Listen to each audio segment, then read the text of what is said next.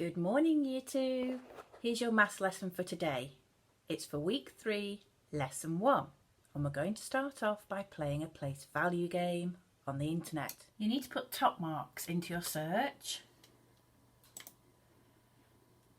And then type in place value basketball. I want you to start with numbers up to 49. And try and shoot the right basketball into the net by adding up the tens and the units. 10, 20, 30, 31, 32, 33, 34, 35. Have fun! If you're happy with that, try numbers up to 99. And then to really stretch yourself, have a go at numbers up to 999. Next, let's do a little bit of revision using our 100 square. You need to shake the dice twice. So I got a 3 and a 4. So I can create a 2-digit number, 34. So I've put the spider on number 34. What's the next multiple of 10 that he could jump to?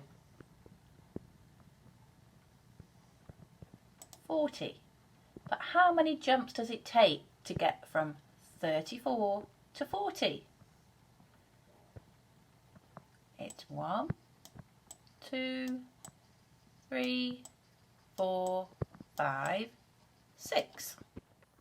So we know that 34 plus 6 equals 40. Can you try 10 questions like that on your squared paper, please? Shake the dice twice to make your 2-digit number and work out how many you need to add to it to get to the next multiple of 10. Let's move on now. What about this question? 65 plus 6. Looks a bit tricky to start with. But let's use the 100 square to help us. Here's my 65, and just like you did before, think about what multiple of 10 you can jump to first. It would be 70, wouldn't it? And you would have added 1, 2, 3, 4, 5. You should have added 6 though, so you've still got one more to add on. So the answer would be 71. Would that chunking method work for this takeaway sum? Let's see. 65 take away 6. So I'm starting with 65. Let's take away the 5 first because that's easy. It's a no workout sum. But you should have taken away 6. You've still got one more to take away. So jump back another square. And the answer this time is 59. Now you need to find this sheet in your pack. You can write the answers on the sheet. You can use the method that we've just been doing by bridging forwards to the next multiple of 10 or bridging backwards if you're taking away. Instead of using your 100 square, you could of course use those empty number lines that I'm such a big fan of. Let's take a look at number 14 together. Here it is, 35 add 8. So how would you use the number line to work that out? You can see here that I started with my 35 and I'm going to bridge to the next multiple of 10, which is 40. How many does that take? It took 5, didn't it? But you should have added 8. So how many more have you still got to add on?